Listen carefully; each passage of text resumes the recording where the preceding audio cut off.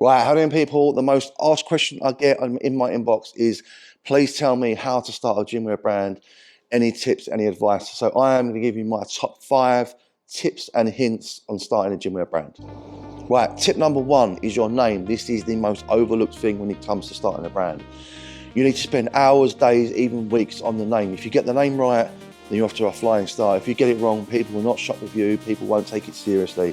So you need to spend days, weeks, months even on the name.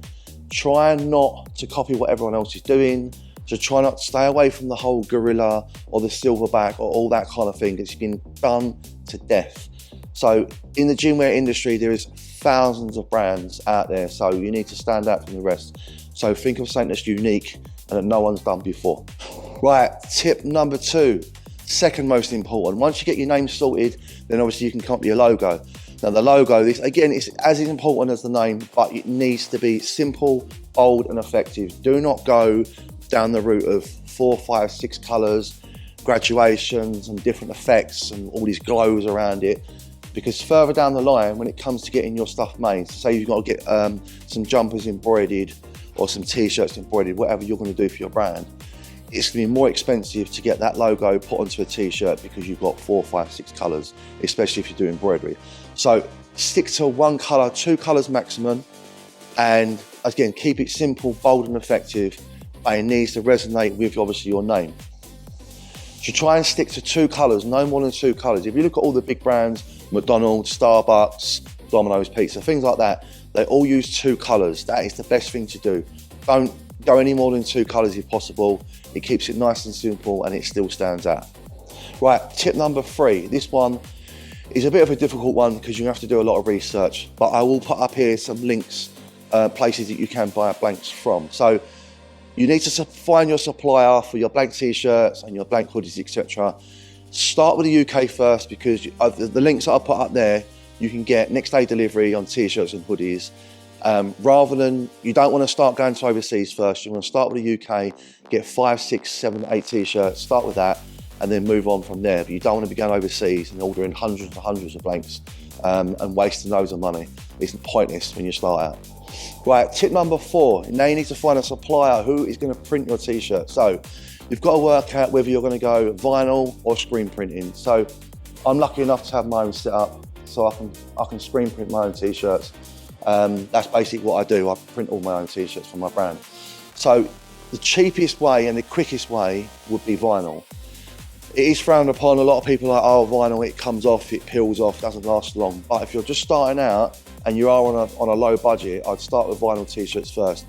Putting vinyl on t-shirts first. See, with screen printing, if you go to a screen printer, they might say to you, there's a setup cost, which is quite expensive.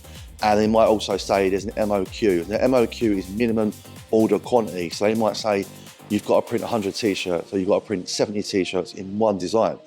And that's going to cost an absolute fortune. Whereas vinyl, you could do 1 of each size, 2 of each size. It's a lot more cost effective. So again, you need to work out what you're going to do, whether you're going to go vinyl or screen printing. Now with digital can work out quite expensive as well. But again, with digital, DTG, you can do 5 or 6 or 7 of each size in each colorway or whatever you want to do. So it's not as expensive as screen printing because screen printing is always a setup, but with screen printing you do get a higher quality finish and it does last longer. So that is your next step. You need to find, again, just go onto Google, you need to find a screen printer or someone who can do vinyl for you. Right, tip number 5 is your website. Now again, with everything else you've been doing, you don't need to do it on a high budget. You need to do it on a low budget, free if you can. So there's a few out there. I think Wix do a free website. I use Shopify, but Shopify can start getting expensive. So if you're just starting out, you literally need 1 t-shirt, 1 hoodie. If that, you could literally do that. So put those on a cheap website and then go from there.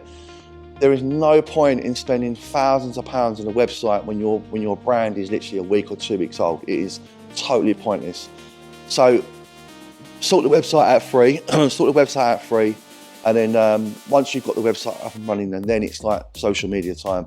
All your Instagrams, your Snapchats, your Twitter, X, Facebook, etc. And then you just flood them social media platforms because it's free with your brand and with your website, and that's when hopefully you should get some orders coming in. But as I said, it's it's a hard, long process.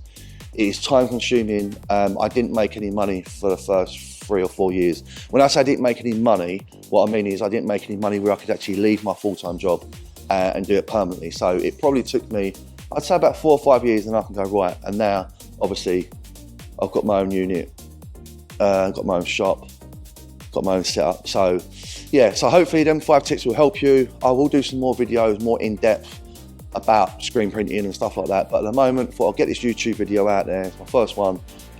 Any questions or comments, just put it below. And then again, if you like and subscribe, much appreciated. And then hopefully this has helped you in your journey to starting a brand.